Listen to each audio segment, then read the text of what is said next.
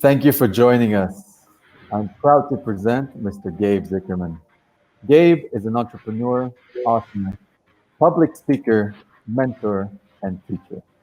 His 3 books and dozens of workshops on gamification and behavioral design have set the standard in teaching how to build for engagement across many industries and countries. Gabe has co-founded 6 high-tech companies in his career and has always been at the forefront of emerging technologies such as gaming, artificial intelligence, machine learning, and their interface to human behavior. His latest project, Philosophy, looks closely at why people, companies, and industries fail and the lessons learned from those who have positively leveraged their mistakes to foster a true culture of innovation. Gabe, the stage is yours. Hello, everybody. Greetings from wherever you are to wherever you are from where I am, which is Los Angeles. It's very, very nice to be here, and thank you for having me.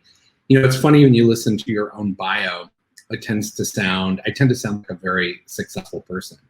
But actually what I want to talk to you about today is sort of the opposite of that.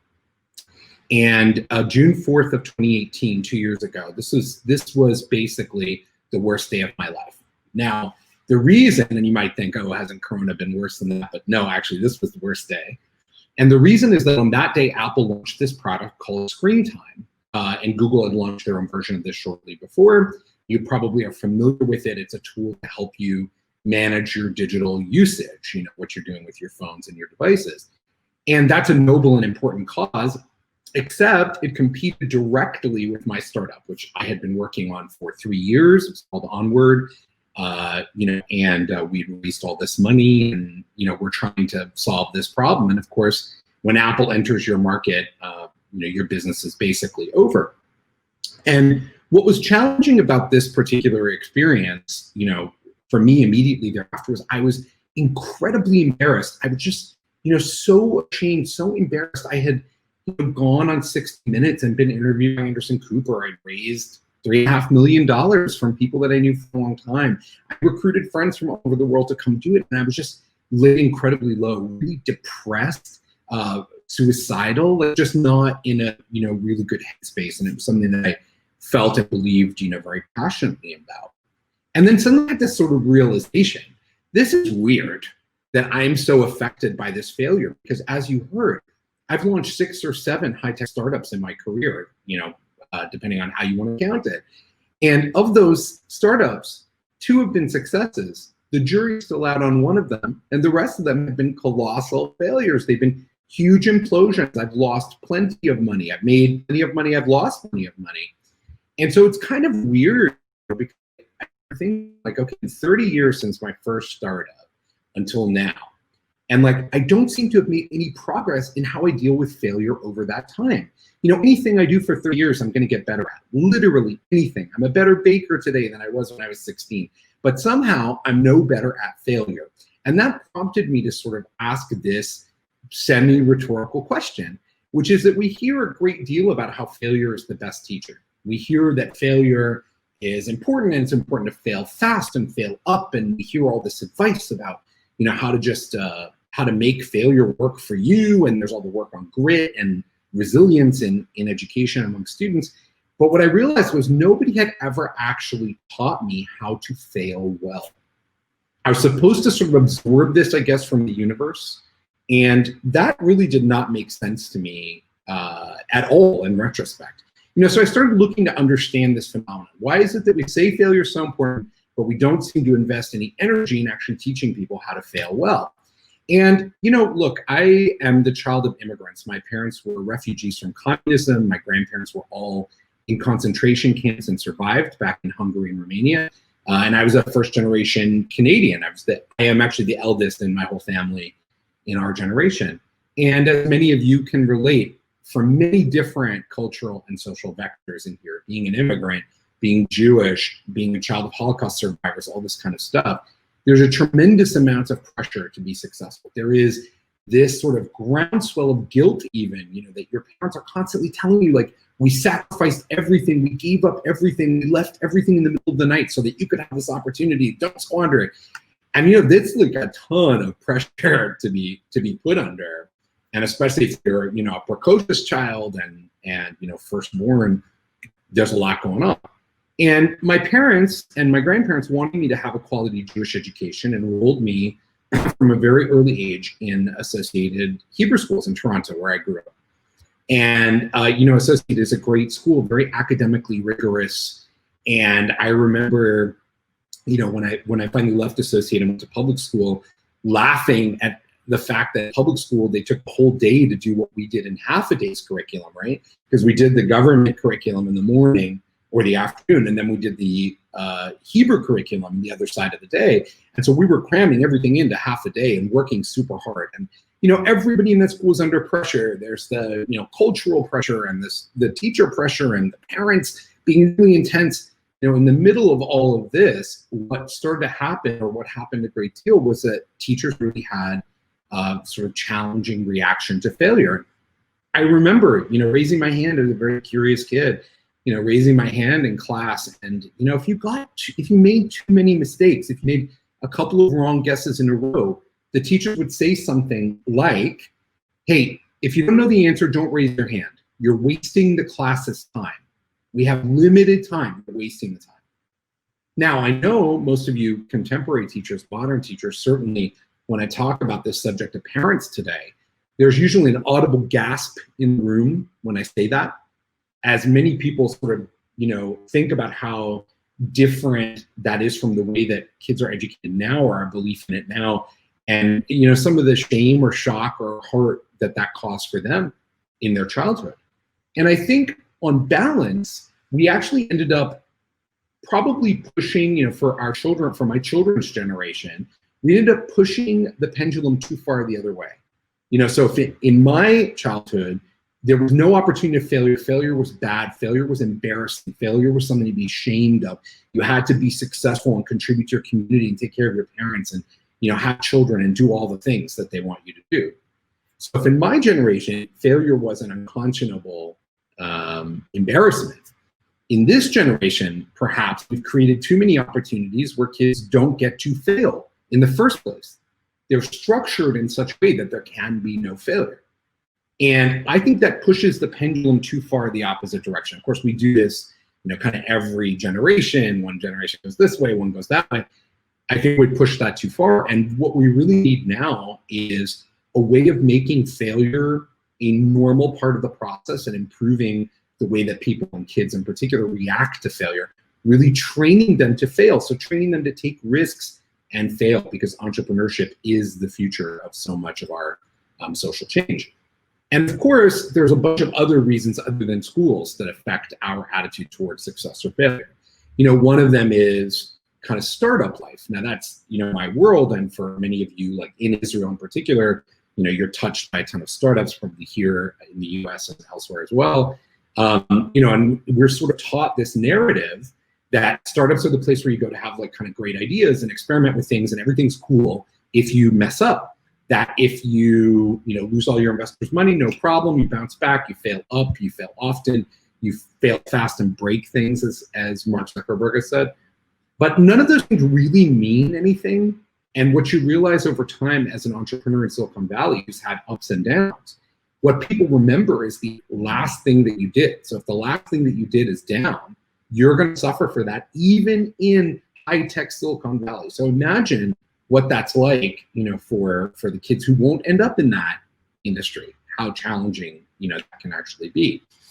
Another reason why we have this problem and why failure is so challenging is a cognitive bias called self-enhancing transmission bias. And that's very wordy. Let me summarize. People who are famous and successful, when they go back and talk about their past histories, they make them sound better than they were. They make them sound like strategic decisions were being made all along that were nonetheless setbacks that serve the greater good. And this creates a huge problem. Our culture reflexively adores the famous and successful, but the famous and successful almost never tell the truth about their background. One of my favorite anecdotes about Walt Disney is that there's a few things in none of his official biographies. They're nonetheless true, but they're not in his official biographies. He bankrupted 2 movie studios. He signed terrible deals. Nobody wanted to pick up Mickey Mouse. He had 3 movies that were huge failures that risked the company. And when he wanted to start Disneyland, he actually had to leave the Disney company and start it under a separate business because people didn't believe in him, even though he had already accomplished all of those things at that point. And so one of the interesting details is, these are all facts. These are facts you can find about Walt Disney, but they're not in the default story of Walt Disney.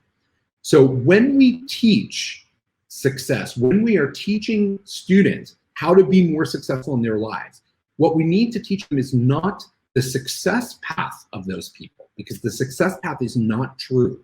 What we need to do is dig in and find the underlying failures and the resilience that people experience as a result of failure. That is the crucial lesson from the famous. The other problem that we have is a concept called expert bias, which affects another cognitive bias, which affects everyone, including teachers and experts. And that's basically that over time, the more you do a particular activity, the more you study it, the more expert you are at it, the less able you are to reconstruct the process of getting there. So you become unconsciously competent, that is muscle memory. And often we depend on those people with the muscle memory to do the teaching. But those people who have the muscle memory don't remember how the thing was done anymore.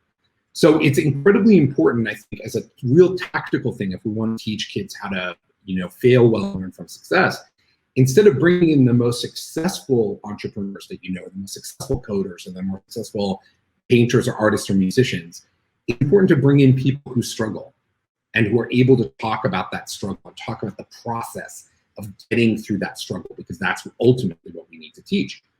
We also use language that pits success and failure against each other as though they're separate states. You noticed at the beginning when I was talking about my bio, I was like, some successes, some failures. But this isn't true. And people who experiment a lot, people who are very pro-risk and very successful, when they're actually pressed, what they often will tell you is that success and failure, they're not opposite states, they're coexisting states. That at all times when you're dealing with a success, you're also worried that you're dealing with a failure. And all the times that you're dealing with a failure in your mind, you're also dealing with success. And this voice, the self-critical voice, that's often called the Gremlin or a self-judgment or just your internal critic, that critical voice is often set in childhood, and it's about avoiding failure, about avoiding embarrassment, about avoiding those kinds of situations. And that can be very difficult for people if we need and want them to be very entrepreneurial and very pro-risk. Now, some organizations are handling things differently. Things are starting to change in the business community at large, and this has implications for teachers, of course. One of them is at Netflix, where the company likes to manage their failure rate, so the number of shows they have to cancel every year, which is called the cancellation rate. They like to manage that number up, not down, which is very counterintuitive, but Netflix's founder has said that if they don't create enough things that need to be canceled, they are not risking enough. And I think this is important because we're going to see more and more companies do it that way. Many organizations are also doing what's called Dare to Try, where people who have a failure, but a well-intentioned failure, are rewarded alongside the people who've had success and a big success.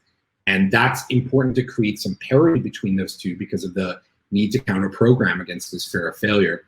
And that's not give everybody a badge, right? It's really to recognize the best effort and the best outcome at the same time.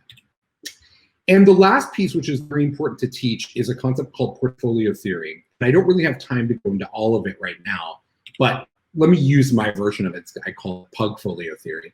And basically the premise is, like a venture capitalist has 10 companies to invest in.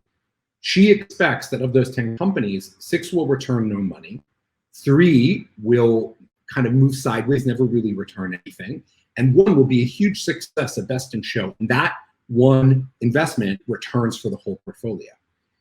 Professional investors understand that the way to improve the quality of your portfolio is not to move the failures into the next column and then into the next column.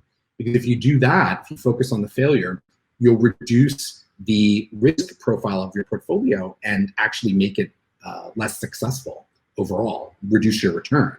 What you need to do is, as quickly as possible, cycle through those that aren't going to return and make your investments in the ones that are. And so that, for us, as we teach our children and we think about the future of this conversation, that means to look at success or failure for a longer time horizon, Understand that the investments that you make at each stage provide opportunity for, for growth. And I want to leave you with this one parting thought, which is a thought that I think about a lot and I think is important also for us to teach, which is if you're not on the precipice of failure right now, meaning if you're not in your life right now looking at a failure that could possibly befall a project, you're probably not pushing yourself hard enough. You're probably not doing something that's really meaningful and important.